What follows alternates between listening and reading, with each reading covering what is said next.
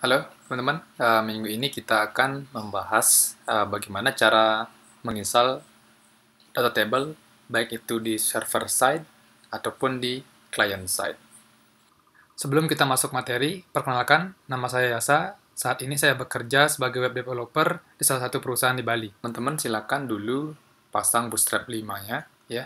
Di sini saya sudah punya tabel ya, tabel sederhana menggunakan Bootstrap 5, dan pastikan teman-teman juga sudah memasang jQuery. Selanjutnya, jika sudah terpasang Bootstrap 5 dan jQuery, teman-teman silakan memasang data table untuk front end-nya. Teman-teman bisa mengunjungi datatable.net. Oke, lalu masuk ke menu download. Teman-teman bisa memilih jenis style untuk table-nya. Di sini saya menggunakan Bootstrap 5. Saya memilih Bootstrap 5. Teman-teman bisa memilih ekstensi yang diperlukan ya. Di sini tidak saya tambahkan ekstensi lagi karena kita fokus pada instalasi data table-nya. Oke, selanjutnya teman-teman ada dua pilihan, bisa menggunakan CDN ataupun menggunakan file downloader ataupun file langsung. Untuk mempercepat saya menggunakan CDN ya. Oke. Saya copy ke tag head.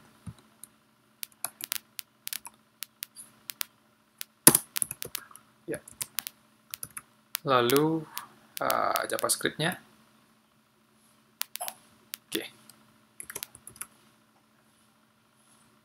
Kita pasang di sini.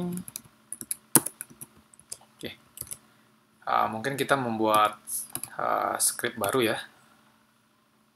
Di sini menggunakan katakanlah main.js. Oke, nanti saya panggil di sini. Ya. Sorry. Main.js. Oke. Oke, yang pertama kita coba uji coba dulu data table-nya apakah sudah jalan apa belum ya. Di sini untuk ID tabelnya mungkin saya buatkan di sini ID aja. Oke. Kita panggil tabelnya lalu data table. Oke, kita coba lihat hasilnya. Oke, mungkin tidak pakai S. Yap, benar. Ya. Untuk dokumentasi lengkapnya teman-teman bisa kunjungi langsung di situsnya ya. Di sini ada example-nya. Lengkap ya. Oke, yang pertama pastikan dulu data table teman-teman secara front end sudah berjalan gitu. Nanti habis ini selanjutnya kita akan menginstal data table secara back end gitu. Sebelum kita menginstal sebuah data table ya secara server side, jadi kita coba dulu menggunakan data table ya tanpa server side. Nah, jadi di sini saya sudah punya data ya. Mungkin saya buat controller dulu ya.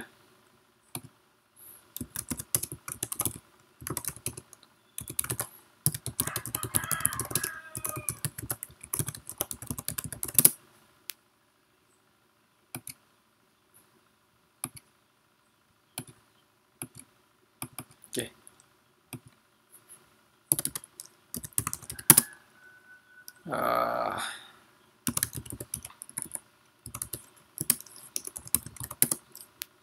Ya.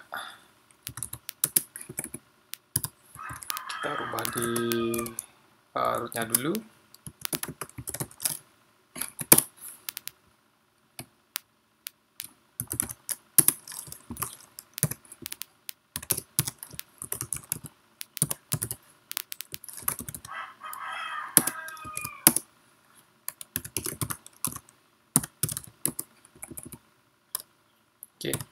Kita akan coba parsing datanya ya.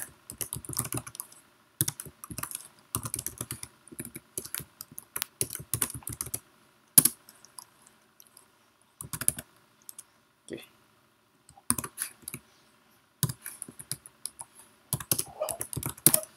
Oke, kita coba di sini for each ya.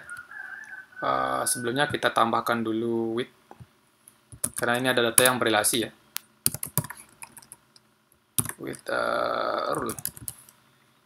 Jadi kita tambahkan dulu relasinya.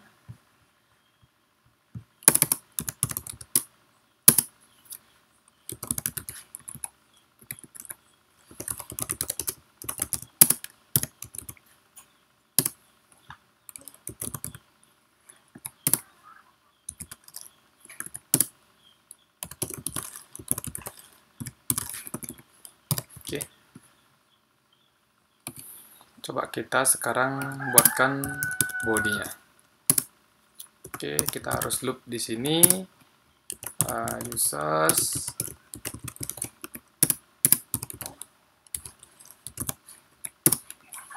Oke. Kita add sini, kita buat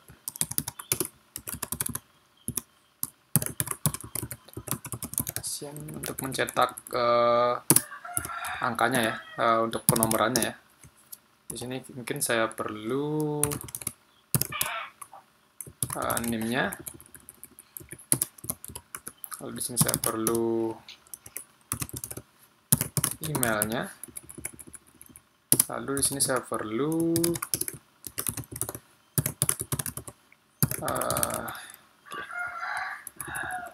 kita opsi,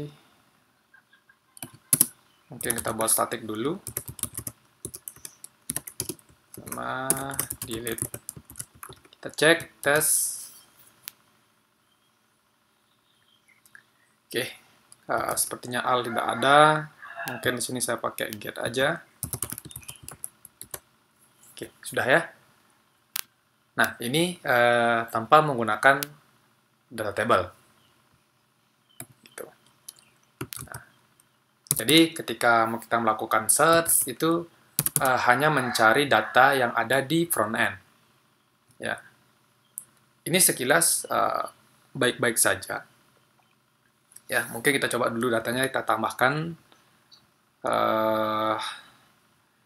Mungkin di sini factory-nya kita coba perbanyak ya. Mungkin di sini kita katakanlah 50 ya. Kita coba.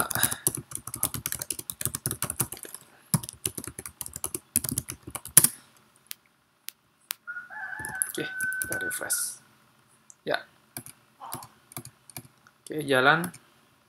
Kita tes coba pakai paginate apakah bisa. Paginate 10 ya, mungkin. Oh ya. Oke. Oke. Sekilas sederhana ya, tidak ada problem ya. Menggunakan data table sebagai front end-nya aja.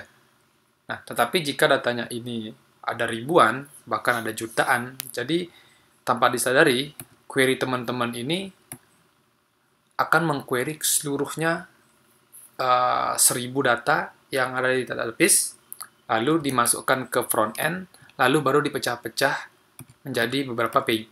Ya. Kalau sudah datanya ribuan, jutaan, itu akan sangat lambat. Nah, dengan adanya data table di server side, nah kita akan mengoptimasi hal itu. Jadi seberapa banyak pun data teman-teman yang akan ditampilkan di front end adalah tetap 10. Ketika kita pindah ke page 2, maka akan diambil cuma 10. Bahkan ketika kita men-search, ya, secara otomatis akan melakukan query ke database, dan ini akan mempercepat penampilan data teman-teman. Selanjutnya kita akan menginstal data table secara server side. Teman-teman bisa mengunjungi Yajra Data Table GitHub. Ya. Silakan teman-teman mengikuti langkah-langkah instalasinya ya. Yang pertama, Silakan teman-teman copy ya. Untuk versi aja sama versi Laravel sudah ditentukan, teman-teman bisa mengikuti ya. Karena di sini saya menggunakan Laravel 9, saya menggunakan Yajra versi 10.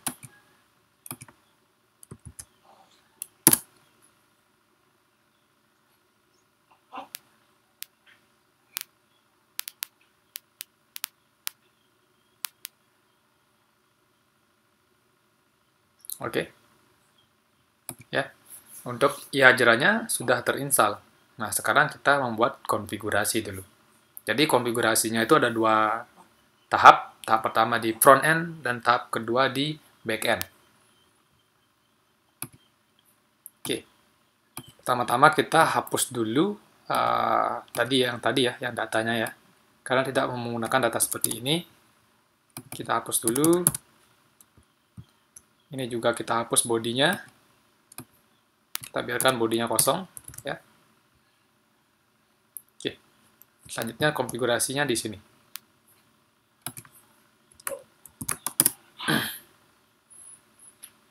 Nah, yang pertama kita akan membuat dulu settingan data table di backend.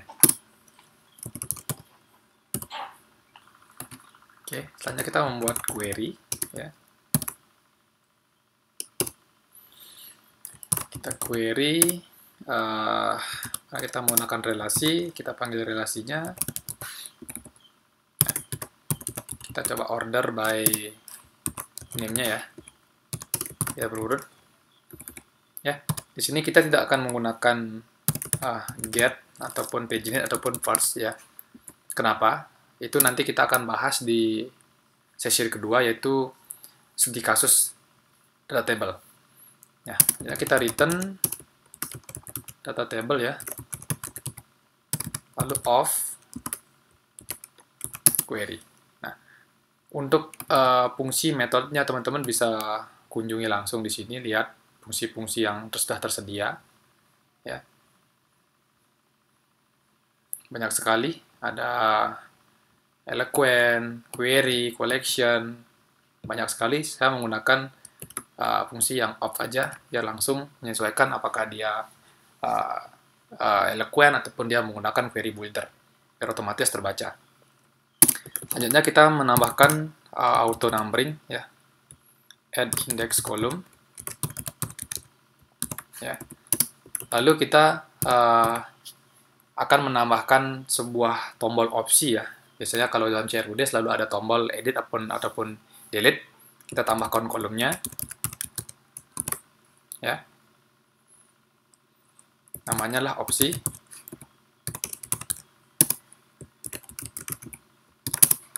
Nah, karena nanti di kolom opsi ini akan terdapat sebuah HTML, jadi kita harus tulis kolomnya atau render kolomnya menjadi sebuah HTML dengan fungsi row column,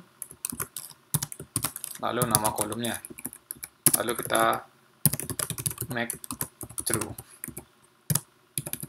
Di sini kita return HTML-nya. Saya katakan saya menggunakan span. Sorry. Katakanlah edit. Sama katakanlah delete. Di sini saya kasih kelasnya, teksnya itu danger.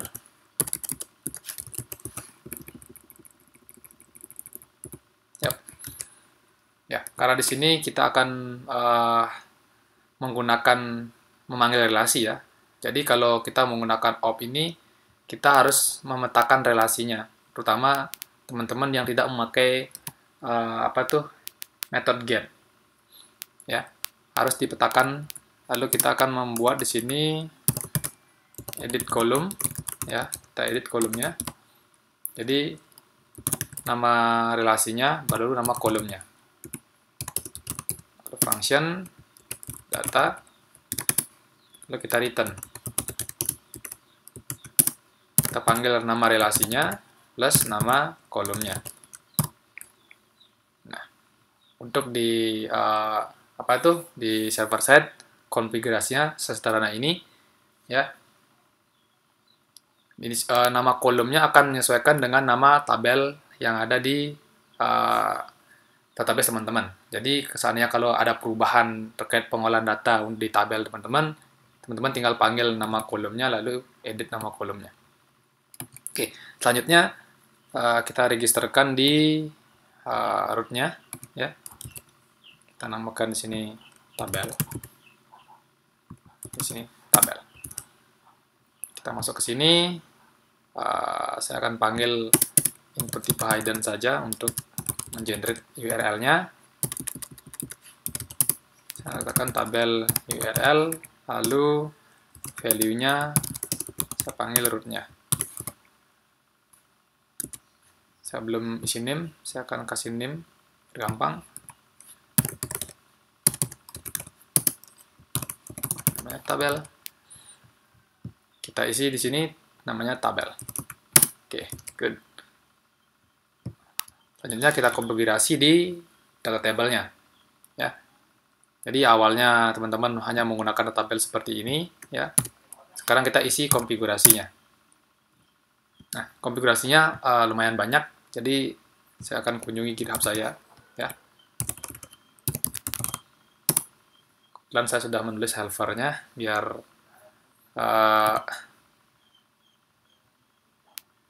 sorry, bukan di sana. Di helper data table. Oke. Ya, lengkap sekali di sini ya. Ada fungsinya, makanya saya agak perlu disimpan. Yang pertama adalah ordering, ya. Kita harus aktifkan orderingnya. Ordering. Lalu server side-nya harus diaktifkan karena kita harus menggunakan server side, ya. Server side, tampilkan processing-nya. Ini untuk loading-nya. Processing, kita tidak menggunakan responsive, ya. Jadi yang penting adalah yang ini. Ajax. Yang pertama adalah URL. Ya. Nanti di sini kita akan kasih URL-nya, lalu settingan kolom,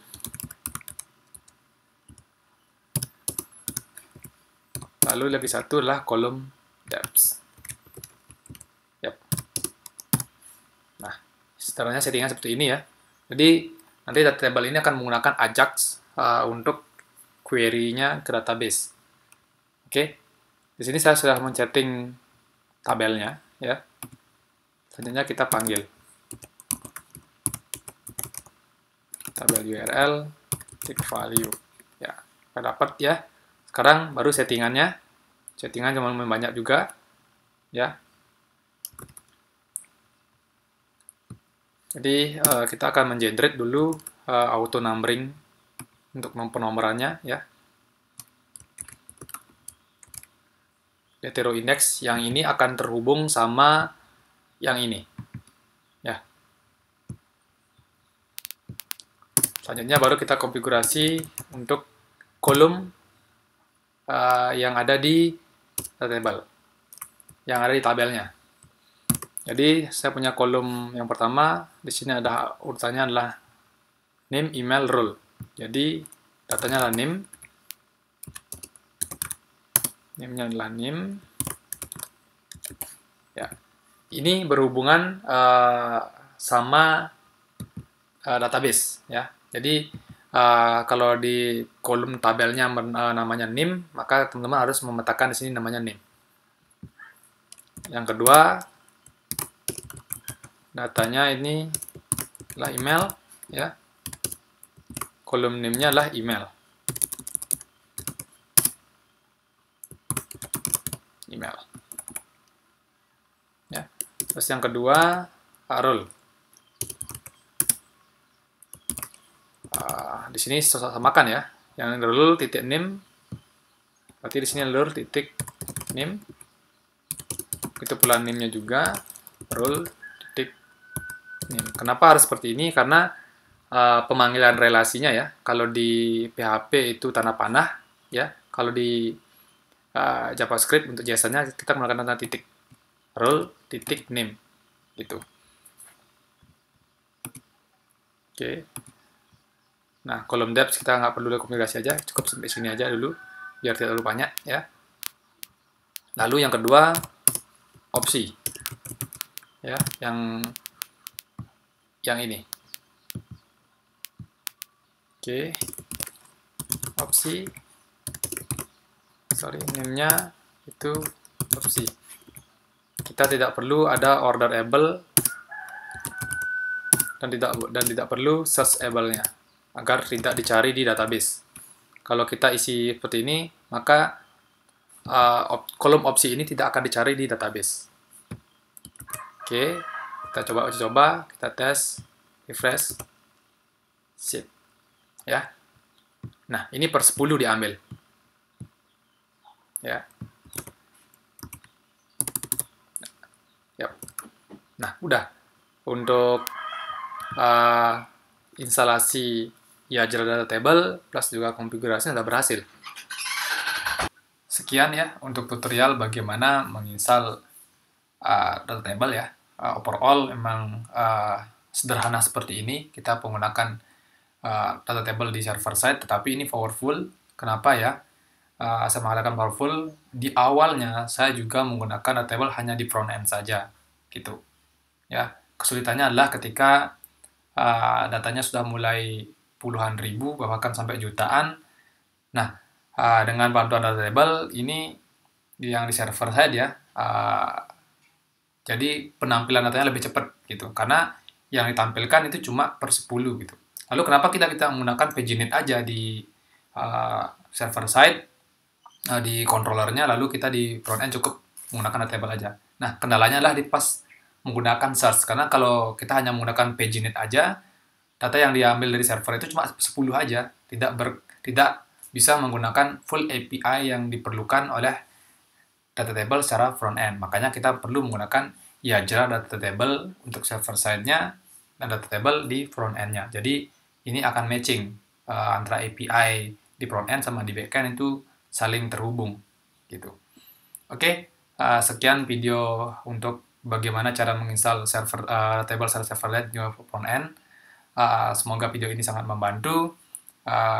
Apalagi teman-teman sangat menyukai video saya ataupun merasa terbantu, mohon dibantu di like ya. Apalagi bisa membantu saya untuk mensubscribe agar kedepannya saya juga bisa menghadirkan video-video yang bermanfaat. Terima kasih.